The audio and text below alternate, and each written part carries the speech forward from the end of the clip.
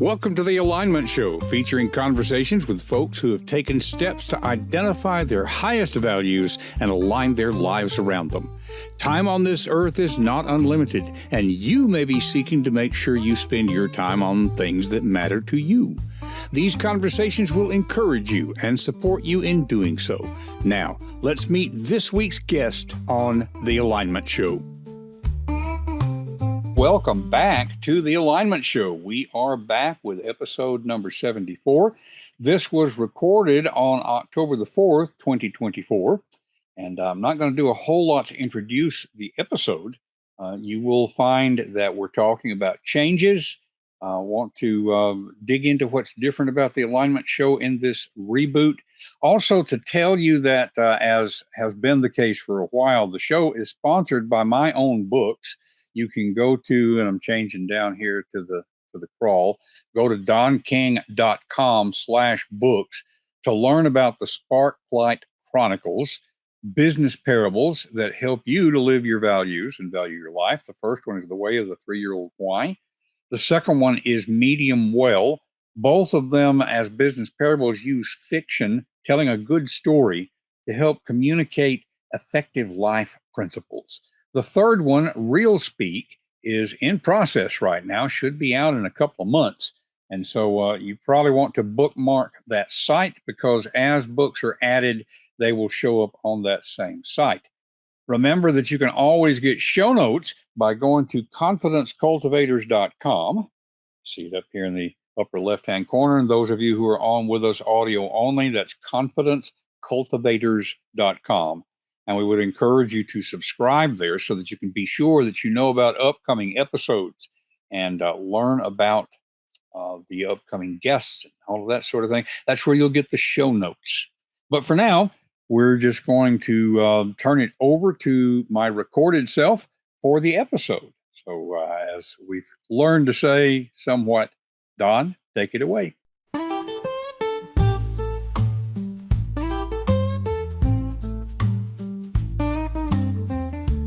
Are in the world, I may have already said that, as a matter of fact, in the introduction, because I'm recording this ahead of time. I've got to get used to this new format, at least new for us. But I do want to welcome you to this edition of The Alignment Show. It is a reboot of sorts. We had our last episode July 26th, I believe, 2024. Great episode with Rachel Herron. And as I said then, I was very glad if that was going to be the last episode ever, that it would be with Rachel. She's just a great guest, and I think highly of her. We had intended to take August off. As you are watching this, scheduled for October 9th, 2024. Obviously, we had a little bit more time off. This episode is sort of the first one in the reboot, although we're just going to keep the numbering going. Those first 73 episodes were mostly live. I love the conversational interaction, and there were a number of advantages to doing it that way, not least being the ability to interact with a live audience in chat. Plus, you do the podcast and you're done with it. I mean, there was some stuff about posting, but most of the time simply went into doing the live broadcast. But there were some issues with that format. Main one being it just kind of opens up the opportunity for Murphy's Law.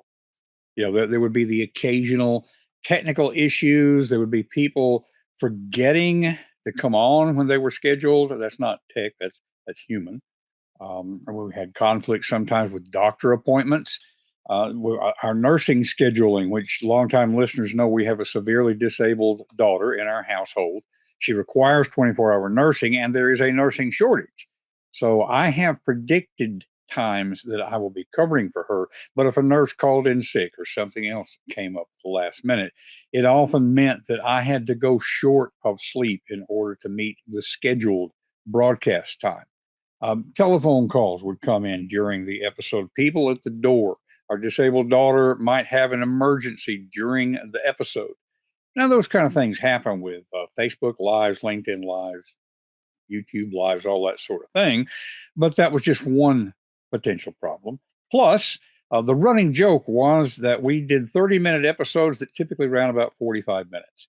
Now, I would just love digging into the conversation, and that is both an advantage and a disadvantage. Predictability is one of the things that people seem to look for in their podcasts, and not knowing how long an episode is going to be could be a little bit of a problem. Mainly, though, it had become a burden in light of everything else that was going on in my life. And I had said for a long time that I would quit doing the podcast when it wasn't fun anymore. Well, quite honestly, it wasn't fun anymore, at least at that time. Now, honestly, I had thought when I started considering shutting down the podcast that my wife would be happy. I'm already, as I've said, overwhelmed. She is partially disabled herself. There are a lot of times that she needs me to do something, and I just don't have time to do it. And I really thought she would be happy that I was discontinuing the podcast or thinking about it, because that would mean more time available for the other stuff that needs doing. But that's not the way it was. I'm not 100% sure of the motivation behind it all, but she really encouraged me to find a way to keep doing the podcast. I think she thinks that it's important to me. It's important to our audience, which is small but dedicated. And so she really supported the idea of coming back somehow. Changes to the format, yes. And so that's what we're doing at this point. We are moving to recorded episodes. Now, I still want to keep that conversational tone. We just won't have a live audience while we're having our conversation. I will miss the opportunity to interact and chat. And as much as I can, I'm still going to be on the live broadcast when we release the recording to interact with people and that sort of thing. I'll be able to interact in chat along with people making comments. But part of the advantage of doing this asynchronous kind of format is that if I'm not able to be on, the broadcast can still go on because it is pre-recorded. Still, it could potentially take twice as long as what it used to. There would be the time for recording the episode, the time for some minimal editing. I'm not going to edit the conversations because I want to keep that conversational tone, but I will have to make sure they fit within a 30-minute time slot because that's the limitations of my software that I use for the streaming. Also, I'll need to cut in the intro and the outro and all that sort of thing. So that'll take a little bit of time. But if I'm going to sit through the live episode, then it takes as long as the episode took. That's why I say potentially it could be at least twice as much time devoted to doing the podcast. But at the same time, it gives me some freedom. It helps us to get away from the Murphy's Law aspect. On the other hand, it does mean that if I'm going to do it that way, it has to be recorded ahead of time because I can't set the episode up as if it's going to be live and then switch it to recorded. That would generate an entirely new link. So it would break everything in LinkedIn and YouTube and Facebook Live.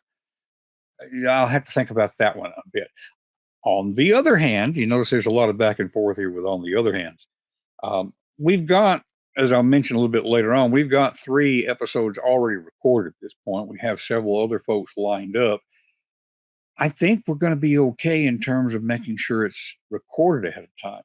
The aspect of that means I have to get it done is not just the episode, but editing in the intro and the outro and all of that sort of thing so that can be a fully recorded episode. I'll just have to make sure that I do that. Now, here's the big thing that was kind of mitigating against one of the changes, along with going to recorded episodes. I'm just going to state outright that we're going to be somewhat irregular in our posting schedule. And the reason this is problematic is that everybody, just about everybody, says when you're doing a newsletter or a podcast or anything like that, the most important thing is consistency.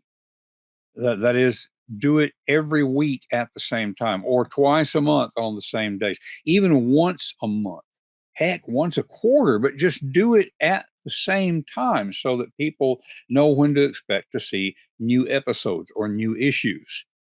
And in my life, that's a bit of a problem. That's one of the reasons that I'm wanting to go to recorded. So here's what I decided to do. I understand the reasoning behind the consistency thing and that it may cost audience for the podcast, audience for the newsletter that is associated with it. but I have to work within my reality. And this was my choice. Either do it less than ideally or quit doing it altogether. And so I have decided that my consistency is that I will post an episode, I will send out a newsletter when I have something to say. Now, I'm not sure in the first place if consistency really matters all that much, because when I think of myself as a listener or as a reader, I don't really pay attention to whether a given newsletter or podcast is coming out on schedule. There's one exception to that, which I'll mention in just a moment. But even in that exception, I would still listen when the podcast came out. I would still read when the newsletter came out. It hits my inbox. I open it up and I read it. It shows up in my podcatcher. I listen. And I don't pay that much attention to when. I think most people hear it in replay anyway. And so they're listening, or in the case of a newsletter, they're reading on their schedule, not mine. I have to say, I think the newsletter consistency is probably a little more important, because when it comes into your email inbox, you either open it then, or let's face it, you forget about it. But I think podcasts may be a little different there. In any case, my encouragement for you in a similar situation is do what you can. That's what I'll be doing, even if it's less than ideal. Perhaps we've all heard the thing about done is better than perfect. And in this case, this is part of what it means for me practically. I hope that you will agree. I hope that you get usefulness out of the interactions that we have, whether it is through this podcast or through the newsletter. I would encourage you to like, subscribe. Yes, you know about all those kind of things. Get the notifications about when things will be available. In fact, if you will go to confidencecultivators.com, you will be able to sign up for that. And I will guarantee you, we're not going to spam you.